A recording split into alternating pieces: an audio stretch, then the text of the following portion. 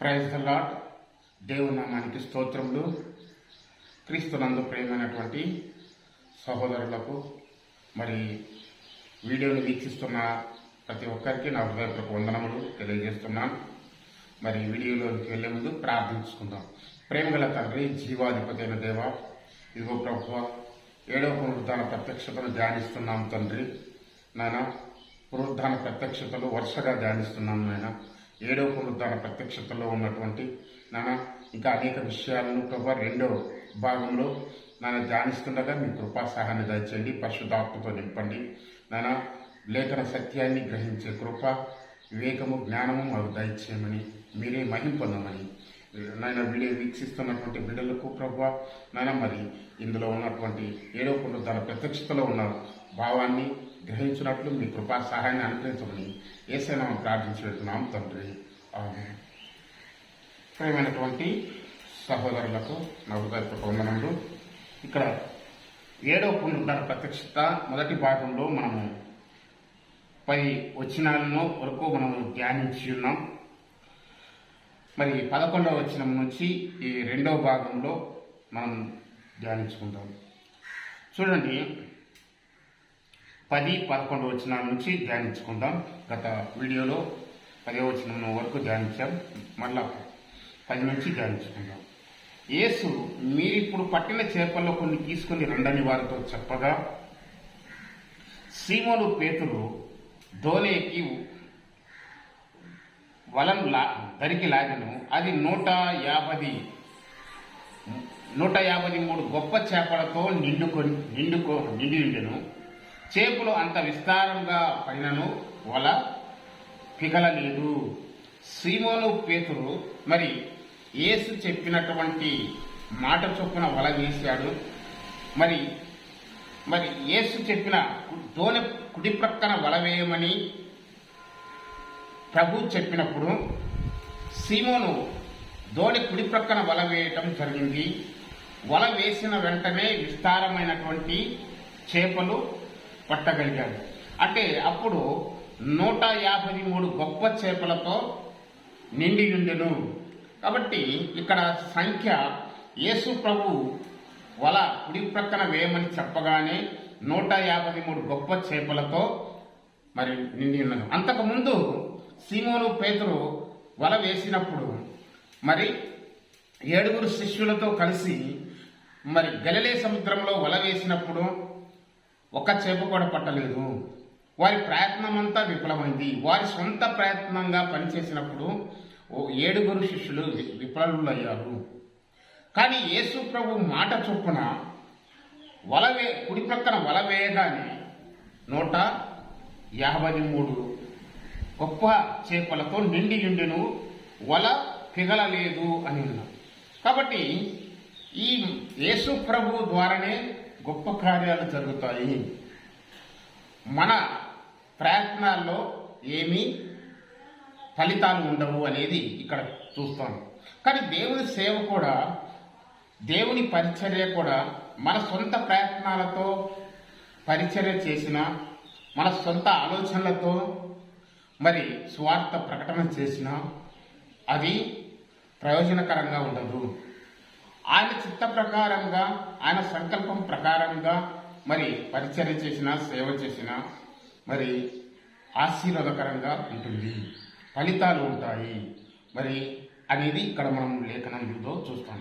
కానీ యేసు ప్రభు వారికి ప్రత్యక్షమైన గలిలే సముద్ర తీరంలో ప్రత్యక్షమైనటువంటి విధానం ఇక్కడ చూస్తాము.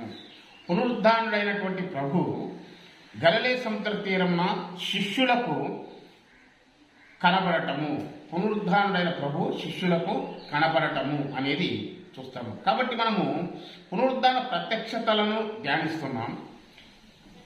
గలిలే సముద్ర తీరంలో శిష్యులకు కనపడుతున్నాడు, కానీ వారు ఇప్పుడు గుర్తుపట్టలేదు. యేసు ప్రభు ఏమన్నాడంటే 12వ వచనం, చేపలంత విస్తారంగా పడినా వలలు పిగలేదు. యేసు, రండి భోజనం చేయడని వారితో అనను. ఆయన ప్రభు అని వారికి తెలిసినందున నీవెవడవని శిష్యుల్లో ఎవడో ఆయన్ను అడగ తెగింపలేదు. భోజనములకు రండి అని చెప్పినప్పుడు కొంచెం వాళ్ళు గుర్తుపట్టగలిగారు. మరి 153 గొప్ప చేపలతో వారు ప్రభు మాటను బట్టి చెప్పినప్పుడు, ప్రభు మాటను బట్టి వల వేసినప్పుడు చేపలు పట్టారు. భోజనం చేయమని ప్రభు చెప్పినప్పుడు వారి అందరికీ ఈయన ప్రభు అని గుర్తు పట్టగలిగారు. అయితే యేసు వచ్చి ఆ రొట్టెను తీసుకొని వారికి పంచిపెట్టెను, అలాగే చేపలను కూడా పంచిపెట్టెను. యేసు ప్రభు గలిలయ సముద్ర తీరమున వారికి రొట్టెలు చేపలు పంచిపెట్టారు, అలాగే చేపలను కూడా పంచిపెట్టాడు. వారికి ఆహారంగా ఇచ్చి ఉన్నాడు. ఆయన ఆహారంగా వారికి పెట్టినప్పుడు అవి వారు తిన్నారు. అప్పుడు వారు యేసు ప్రభువును, మృతులలో నుండి లేచిన ప్రభువును, పునరుద్ధానుడైన ప్రభువును శిష్యులు, ఇక్కడ 7 మంది శిష్యులు గుర్తుపట్టగలిగారు. అందుకే 14వ వచనంలో యేసు మృతులలో నుండి లేచిన తర్వాత శిష్యులకు ప్రత్యక్షమైనది ఇది 3వసారి అని వ్రాయబడింది. యేసు ప్రభు మృతులలో నుండి లేచిన తర్వాత శిష్యులకు కనబడినది ఇది 3వసారి. కాబట్టి మృతులలో నుండి లేచినప్పుడు ఇది 3వసారి అంటే 7వ పునరుద్ధాన ప్రత్యక్షతలో అని మనం చెప్పుకున్నాం. మృతులలో నుండి లేచిన తర్వాత ప్రత్యక్షమైనది ఇది 3వసారి అంటే 3వ పునరుద్ధాన ప్రత్యక్షత అనే కాదు. ఎందుకంటే శిష్యులకు కనబడింది 3వసారి. శిష్యులకు మొదట కనబడింది ఎప్పుడు అంటే ఆయన ఒకసారి ఆదివారము సాయంత్రము తోమా లేనప్పుడు మేడగదిలో కనపడినది మొదటిసారి. అది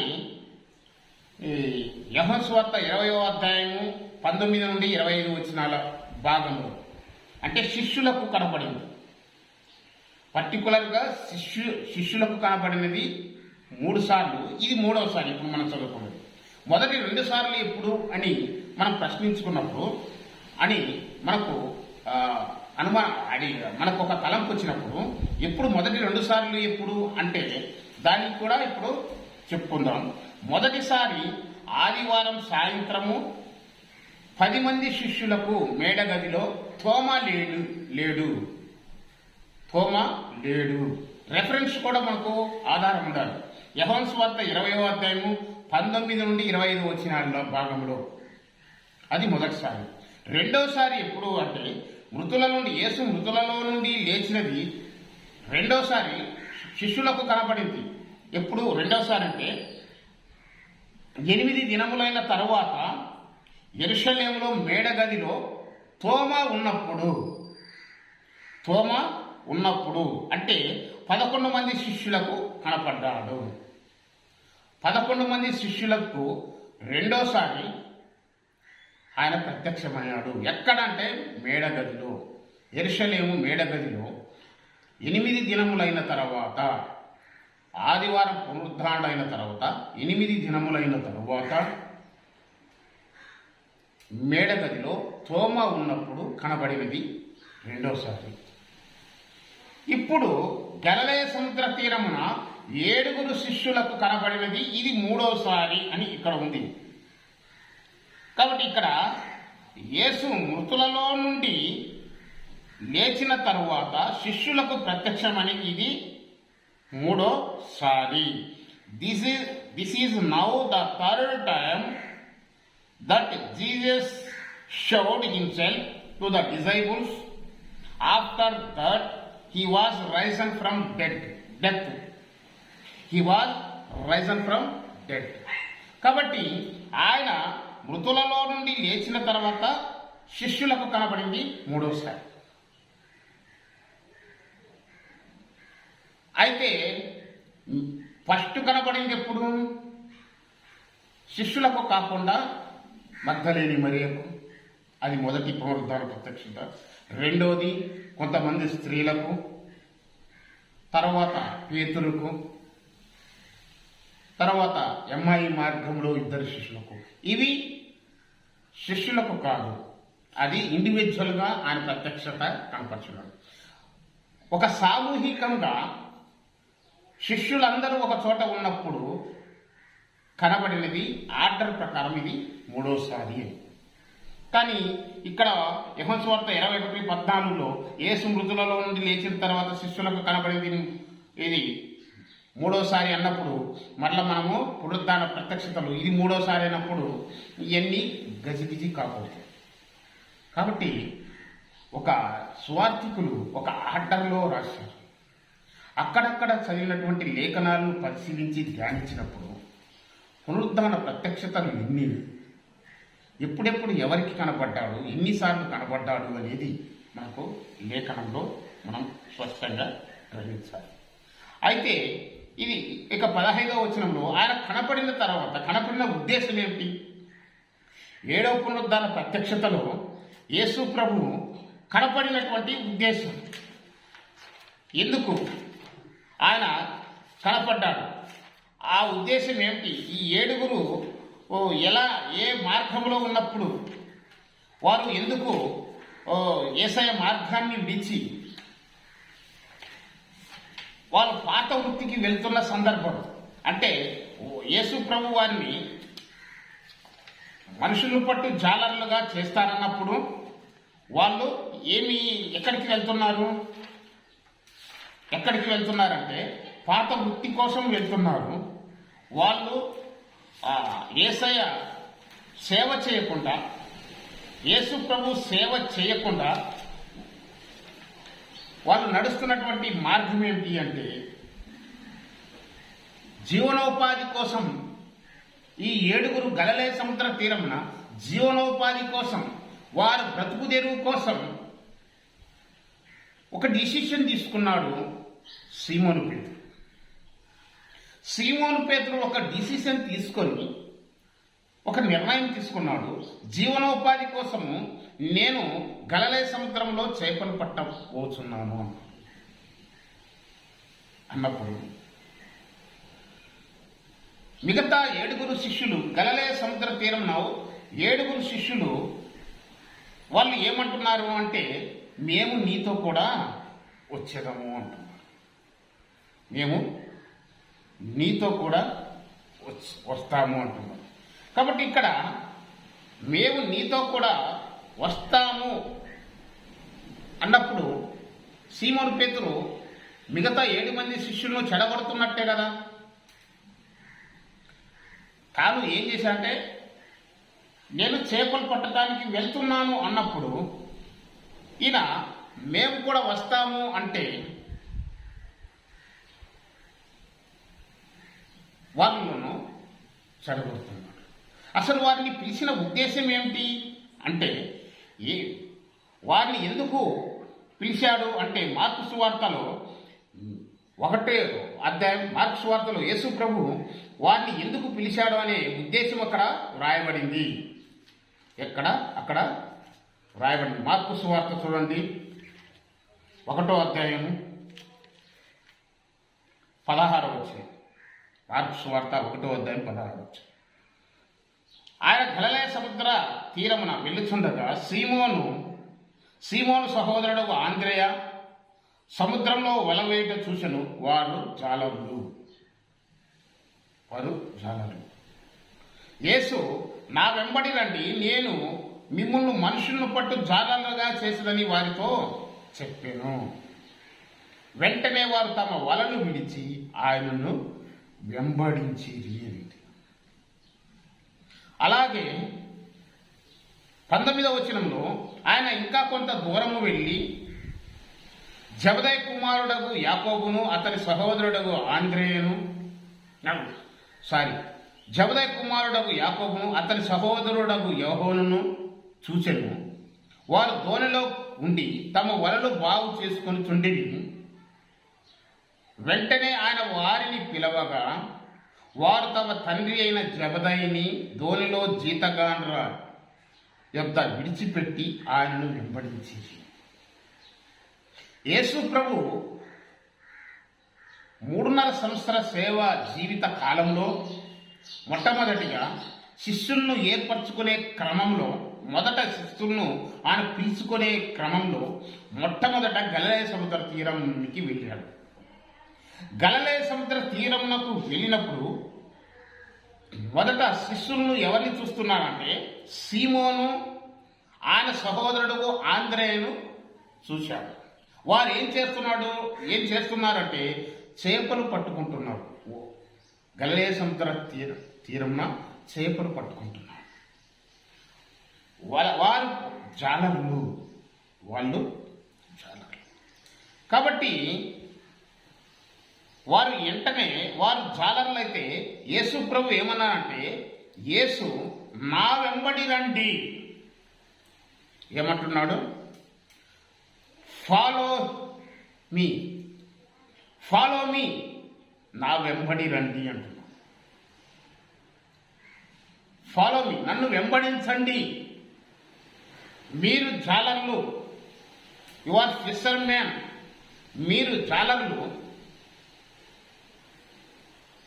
ఫాలో మీ, మీరు నన్ను వెంబడించండి, మీరు నా వెంబడి రండి, నేను మిమ్మల్ని మనుషులను పట్టు జాలర్లుగా చేసేదను. ఏమంటున్నాడు? Follow me, I will make you become fisher of man, fishers of men. కాబట్టి మిమ్మల్ని ఎలా తయారు చేస్తానంటే, నన్ను మీరు వెంబడిస్తే I will make you become fishers of men, మనుషులను పట్టు జాలర్లుగా చేస్తాను. మనుషులను పట్టే జాలర్లుగా చేస్తాను అంటే ఆత్మలు సంపాదించేటువంటి వ్యక్తులుగా మిమ్మల్ని తయారు చేస్తాను. మీరు ఆత్మను సంపాదించాలి. మీరు చేపలు పట్టడానికి కాదు, మీరు చేపలు పట్టే వారిగా కాదు మిమ్మల్ని తయారు చేస్తాను, మనుషులను పట్టే వారిగా తయారు చేస్తాను. ఆత్మలను సంపాదించేటువంటి వారిగా మిమ్మల్ని తయారు చేస్తాను అనగానే they immediately left their nets, followed him. కాబట్టి ఇమీడియట్గా వారు తమ వలలను విడిచిపెట్టి, చూడండి ఇక్కడ యేసయ్య పిలిస్తే సేవకు వచ్చాడు. పిలువబడిన వారు, అపోస్తలులు అంటే పిలువబడిన వారు. అపోస్తలులు అంటే పిలువబడిన వారు. ఎవరితో పిలువబడ్డారు? అపోస్తలులు యేసయ్యతో పిలువబడ్డారు, యేసుక్రీస్తుతో పిలువబడిన వారు. అపోస్తలస్ అనే గ్రీకు పదంలో, అపోస్తలస్ అనే గ్రీకు పదానికి అర్థం ఏమిటి అంటే పిలువబడిన వారు అని అర్థం. ఎవరిని పిలిచాడు ఆయన? శిష్యులను పిలిచాడు. దేనికి పిలిచాడు? ఆత్మను సంపాదించడం కోసం పిలిచాడు. పరలోక వర్తమానం అందించడానికి, దేవుని సేవ కోసం పిలిచాడు. పిలిచినప్పుడు వాళ్ళు ఎలా స్పందించారు? శిష్యులు వారు వెంటనే వెంటనే తమ వలను విడిచిపెట్టి ఆయనను వెంబడించిరి. they immediately left their nets and followed him. ఆయనను వెంబడించింది. ఇప్పుడు పిలిస్తే వస్తారా? సేవకు పిలిస్తే చాలామంది సాకులు చెప్తారు. దేవుని పిలిస్తేనే రావాలి, పిలవకుండా రాకూడదు. మళ్ళీ సేవకు పిలుపు లేకుండా సేవకు రాకూడదు. ఎవరికి ఇప్పుడు పిలుపు లేకుండా సేవకు వస్తే జీవం, చాలామంది పిలుపు ఉండదండి. చాలామంది వారికి దేవుడి సేవ కోసం పిలుపు లేని వారు కూడా సేవకులుగా చాలామంది అవుతున్నారు. దేవుని వాక్యానుసారంగా వారికి దర్శనము, చిత్తము ఉందా అని పరీక్షించుకోవాలి. దేవుడు పిలిస్తే దేవుడు పిలుపు ఉన్న ఉద్దేశము ఏమిటో గ్రహించాలి. సరే, ఇప్పుడు చాలామంది రకాలుగా దేనికోసమో వస్తున్నారు. అవన్నీ మనకు అనవసరం. కానీ ఇక్కడ యేసయ్య పర్టికులర్గా మరి పేతురును, ఆంద్రేయును పిలిచారు. పిలిచినమ్మటే వాళ్ళ స్పందన ఎలా ఉందంటే వారు తమ పనిని వదిలిపెట్టారండి. తాము చేస్తున్నటువంటి పని, జీవనోపాధి కోసమై వారు కష్టపడుతున్నటువంటి పనిని వారు విడిచిపెట్టారు. They left their nets. వారు తమ వలల్లో విడిచిపెట్టారు. అంటే వారి పనిని వాళ్ళు వదిలిపెట్టారు. ఈరోజు మనం వదిలిపెడుతున్నాము. దేవుని సేవకు వచ్చినప్పుడు కొన్ని పనులను వదిలిపెట్టాలి. కొన్ని పనికిరాని పనులు ఉంటాయి, కొన్ని వ్యర్థమైన పనులు ఉంటాయి, వాటిని వదిలిపెట్టాలి. కొన్ని దేవునికి ఇష్టమైనటువంటి పనులను వదిలిపెట్టాలండి. దేవుడు పిలిచినప్పుడు వారి జీవనోపాధి సంబంధమైన పనులను కూడా వదిలిపెట్టారు, ప్రతిష్ఠించబడ్డారు. సీమోను, పేతురు మాత్రము, ఆంద్రేయ వారిద్దరూ అన్నదమ్ములు, ఓన్ బ్రదర్స్. ఇంకొక జంట కూడా ఉన్నారు 19వ వచనంలో, యాకోబు, యోహోను. ఇక్కడ జెబెదయి కుమారుడగు యాకోబు, అతని సహోదరుడగు యోహోను. వీరిరువురు అన్నదమ్ములు. జెబెదయి వీరి తండ్రి, వీరు ఓన్ బ్రదర్స్. వీరిరువురు అన్నదమ్ములు కూడా గలిలయ సముద్రంలో వలవేస్తున్నారు. ఆ జంట పేతురు, ఆంద్రేయ, ఆ జంట యేసయ్యను వెంబడించారు. యేసు ప్రభు వీరిరువురి జెబెదయి కుమారులను కూడా పిలిచాడు. వారు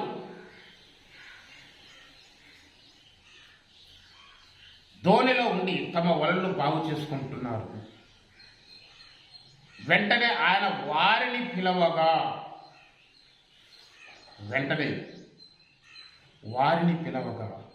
ఎవరిని? యోహోను, యాకోబు. వారిని పిలిచిన వెంటనే ఇక్కడ జెబెదయి కుమారులు, జెబెదయి ధనవంతుడండి.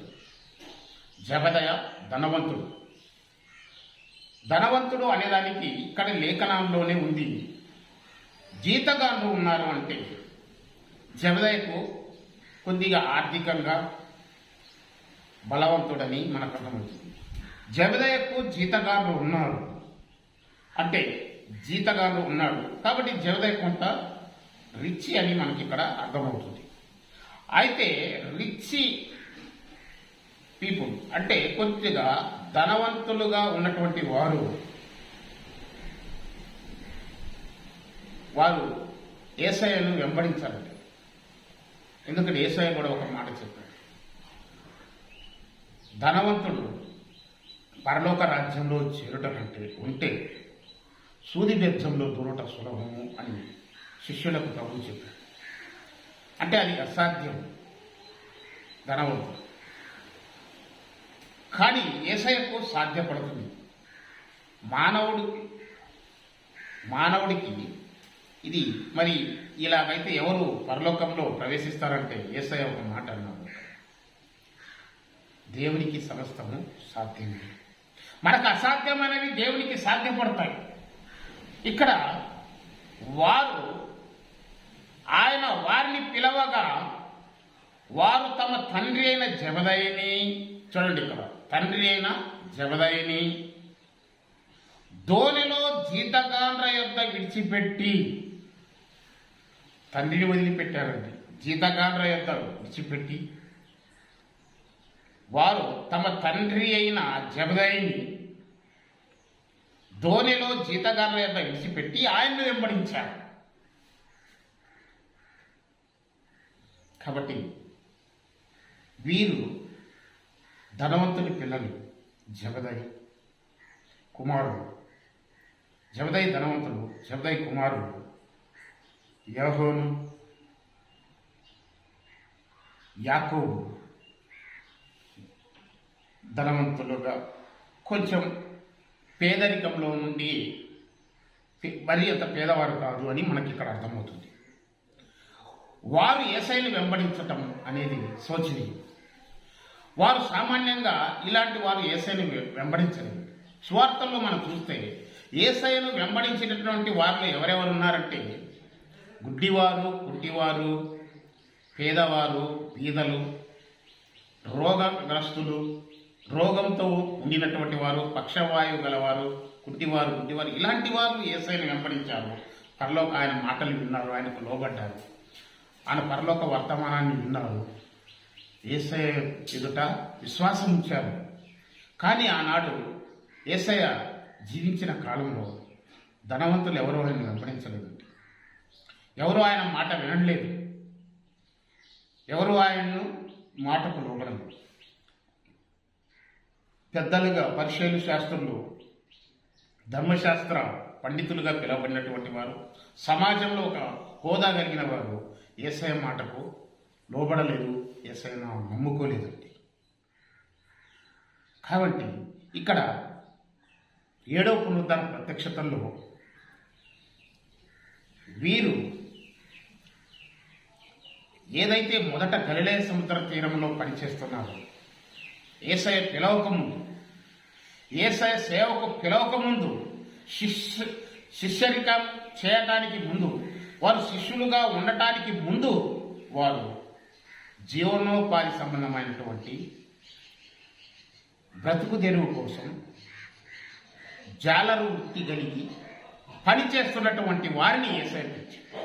కానీ వారు అన్నిటిని విడిచిపెట్టి వచ్చారు. దీని ద్వారా మనం ఏ స్థితిలో ఉన్నాం, వ్యాపారంలో ఉన్నాం, ఉద్యోగంలో ఉన్నాం, మరి వ్యవసాయంలో ఉన్నా, పని చేస్తున్నా, ఏ పని చేస్తున్నా యేసయ్య మనల్ని పిలవగానే ఆ పిలుపుకు లోబడి మనము ఆయన వెంబడించి ఆయన పరలోక రాజ్యానికి వారసులుగా ఉండటానికి ఆయన పిలుపుకు లోబడుతున్నామా? మనము ఆయన వెంబడిస్తున్నామా? ఆయన ఫాలో అవుతున్నామా? లేదండి. మనం బిజీ షెడ్యూల్. మనం యేసయ్య కోసము మనము యేసయ్య పిలుపుకు లోబడిన వారు ఎక్కువ మంది ఉన్నారు.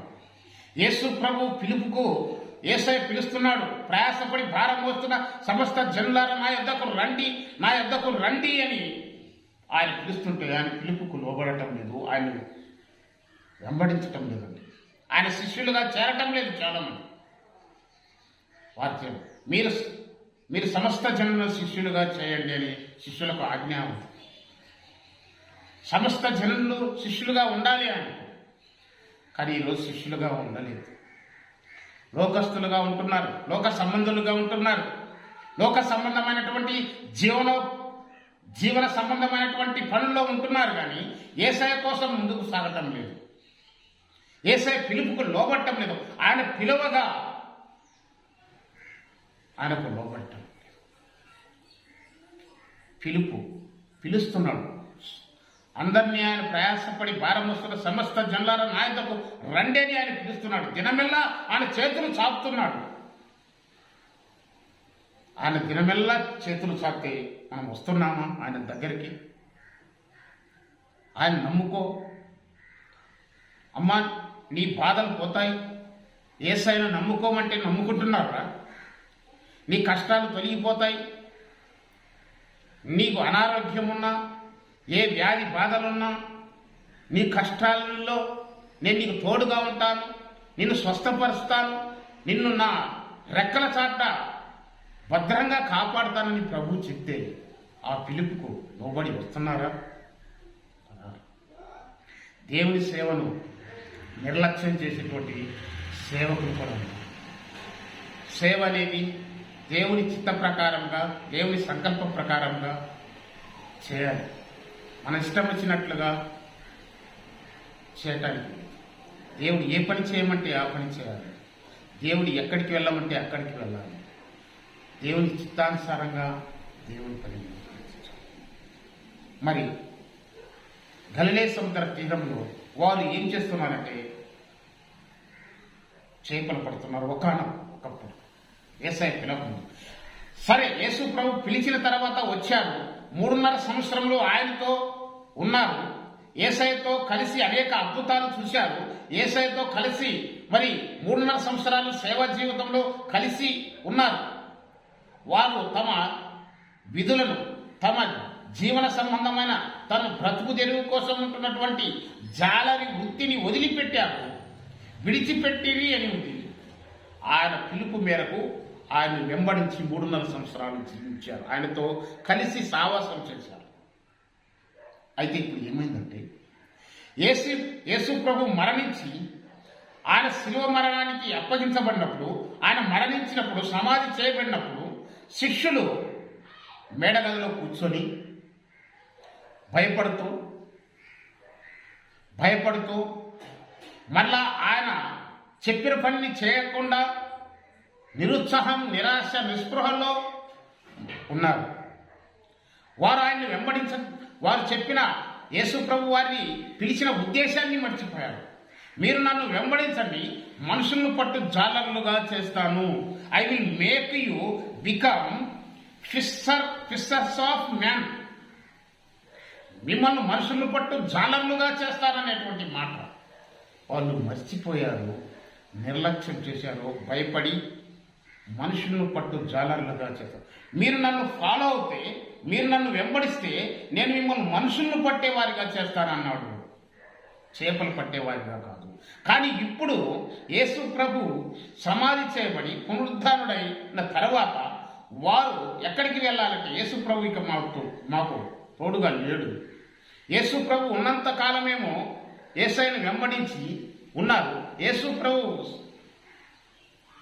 శిలువ మరణానికి అప్పగించబడిన తర్వాత, సమాధి చేయబడిన తర్వాత శిష్యులు బయటికి రావటం లేదు, వారు భయపడుతున్నారు, వారు సువార్తకు వెళ్ళటం లేదు, సమస్త జనులు శిష్యులుగా చేయడానికి వెళ్ళటం లేదు, మనుషులను పట్టు జాలర్లుగా, ఆత్మను సంపాదించే వ్యక్తులుగా వారు ఉండటం లేదు. కానీ ఎక్కడికి వెళ్ళారంటే గలిలయ సముద్ర తీరంన 7 మంది శిష్యులు చేరి ఏమంటున్నారంటే, మేము పాత వృత్తికి వెళ్ళాను, పేతురు ఏమంటున్నాను, నేను చేపలు పట్టబోదును ఏమంటున్నాను, నేను చేపలు పట్టబోటానికి వెళ్తున్నాను. మరి నీవు చేపలు పట్టడానికి వెళ్తున్నప్పుడు శిష్యుల్లో ఎవరైనా ఏమన్నా అన్నారా? అయ్యే పేతురు గారు, మనం ఎందుకు యేసయ్య చేత పిలువబడ్డాము, ఇప్పుడు యేసయ్య లేడు కదా, ఆయన మనతో లేడని మన పాత వృత్తికి వెళ్దామా అని 7 శిష్యుల్లో ఒకరైనా పేతురుని అడగలేదు.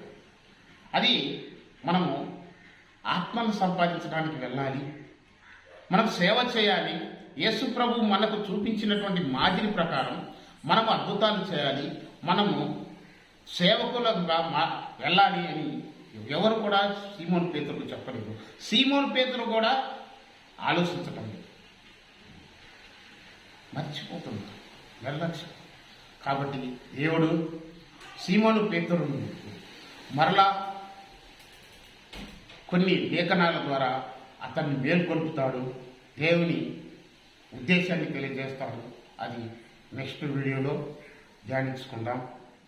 ఈ కొద్ది మాటలను మీరు ధ్యానం చేసి మరలా 3వ వీడియోలో 7వ పునరుద్ధాన ప్రత్యక్షతను 3వ భాగంగా మనం విందాం.